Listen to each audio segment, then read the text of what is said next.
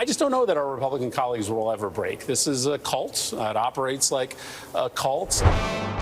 Welcome to Dollemore Daily, Boise, Idaho edition, here in a hotel for the rest of the week. Thanks for joining me. Listen, I want to talk about this. I ran across these two clips yesterday on Twitter from Aaron Rupar, and I want to share them. And the reason I want to share them is maybe not what it's definitely what the content is, absolutely, but it's who the message is coming from. Right now in the Democratic Party, right now in America, we need a strong opposition party, not a minority party that just gets along, tries to find common ground. We need to solve America's problems with Nazis. That's not how it works, right? I've talked about this. I've bitched about Gavin Newsom. I've bitched about Chris Murphy, the guy we're talking about today. But we need to give people growth. We need to give people time to shed the vestiges of this nonsense political order that has existed in this country, I think fakely for so many decades, where these people who work in Congress, who are elected officials, act like, oh, my good friend across the aisle. You'll remember Joe Biden just a couple of years ago was calling Mitch McConnell an honorable man and calling Kevin McCarthy an honest man. Both of those things are wrong. I almost said they're lies, but I think Joe Biden might believe it, only because he grew up in this political environment where you showed weird deference to the other side, even when they're trying to crush marginalized groups like black people and LGBTQ and indigenous people and women. And it's a nightmare. So we need to stop acting like we're so friendly with the other side, right?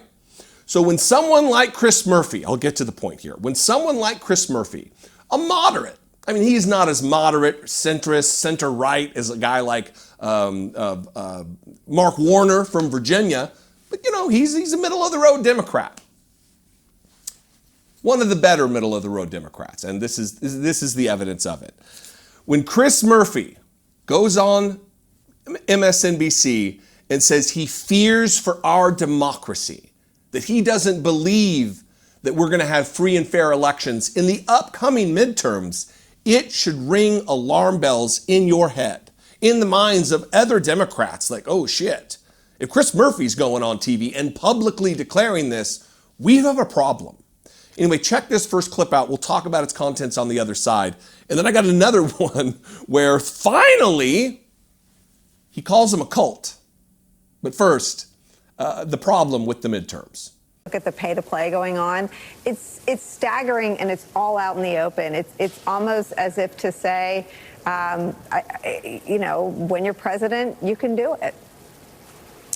Yeah, I mean, this is the conversation we're having right now inside the Democratic Party. How urgent is the moment? You know what I believe, Nicole. I believe that there's no guarantee that we are going to have a free and fair election in 2026. I think he's trying to rig our democracy, to destroy dissent, to cripple the political opposition, so that even if his approval ratings are in the 30s in the fall of next year, there isn't the ability for his opposition to muster a real campaign.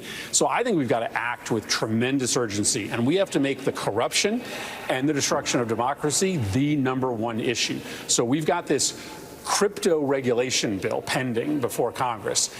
The only way we should pass that bill, the only way that we should move that bill forward is if it unwinds Trump's crypto corruption.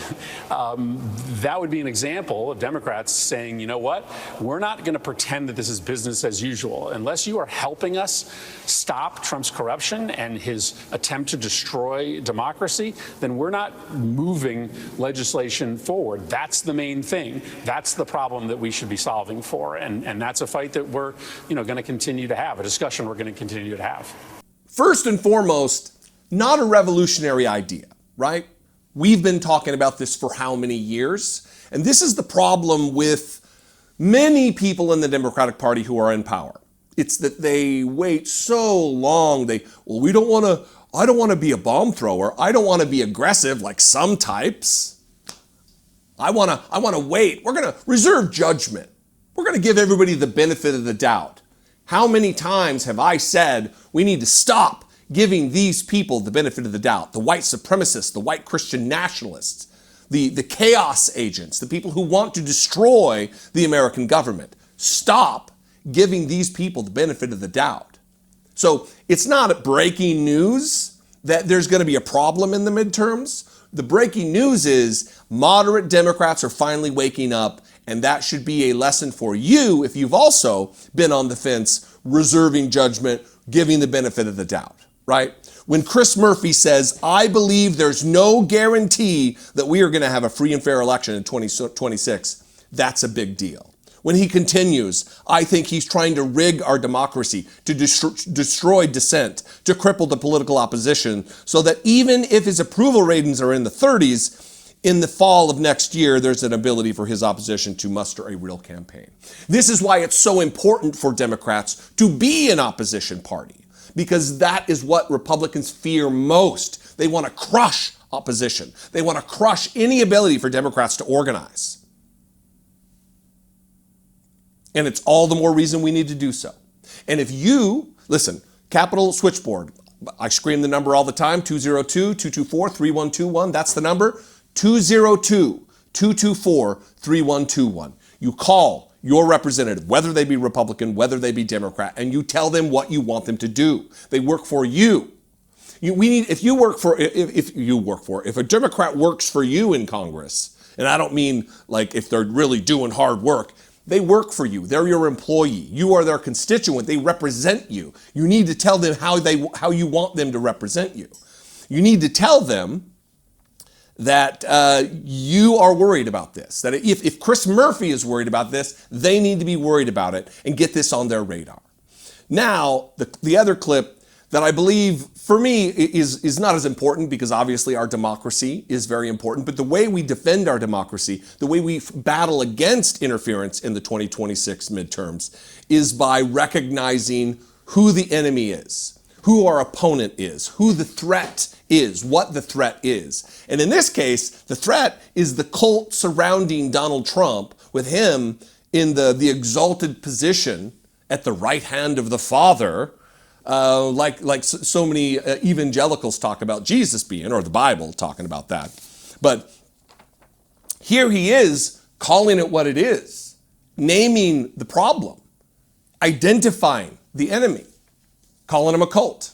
Is the Congress so broken on the Republican side that nobody gives a hoot?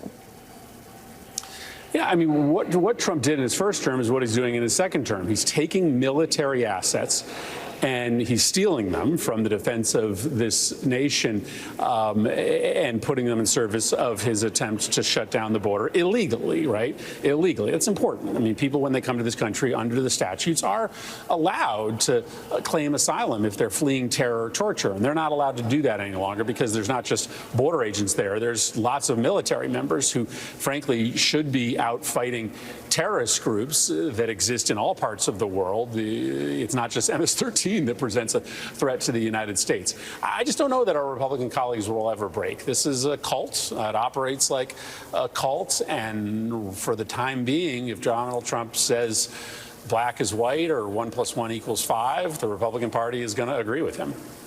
Look, my first reaction was to say, it took you long enough. But listen, I'm not going to look a gift horse in the mouth. I'm happy you're here. Welcome to the actual resistance, Chris Murphy. I hope that you'll be able to convince your colleagues of the thing you just said. That even John Thune and these people that are considered reasonable Republicans are nothing of the sort. When Donald Trump is gearing up to accept a $400 million gift that's going to cost the American taxpayers nearly $750 million to retrofit in this stupid plane that we can afford as the richest nation on the earth, there's a problem. We need everyone on board. We need as many soldiers in the fight, to muddle the metaphor here, as we can muster, to continue with the military metaphor of mustering. Look, I'm thankful that Chris Murphy's here. I'm still a little disappointed that it took this long. But again, we are where we are. We're going to deal with reality on reality's terms. It's important to do so. I would love to have a conversation with you about this in the comments. You can also call and leave me a voicemail, 714-576-4054. And of course, as always, you can email me daily@dollemore.com.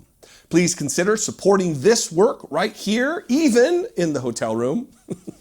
You can Click the join button below for $1.99. Help support this work, help us defray production costs, and grow this operation into something meaningful and effective, and I would appreciate it very much. You can also go to my Patreon page. Even better, they take way less money, way less of a cut than YouTube does. That is patreon.com/IDoubtItPodcast. Doesn't just support the podcast, absolutely supports this work, Brittany Page's work on her channel, and of course, our podcast, which you should subscribe to, I Doubt It Podcast. I love and appreciate you very much. Follow me on social media. If you're already there, don't sign up to follow me because social media is a suck. It's terrible. I'm at Dollemore. I'd love to see you. Mostly on Blue Sky I am, but there are other places. At Dollemore is where you can find me. Be genuine. Take care of one another.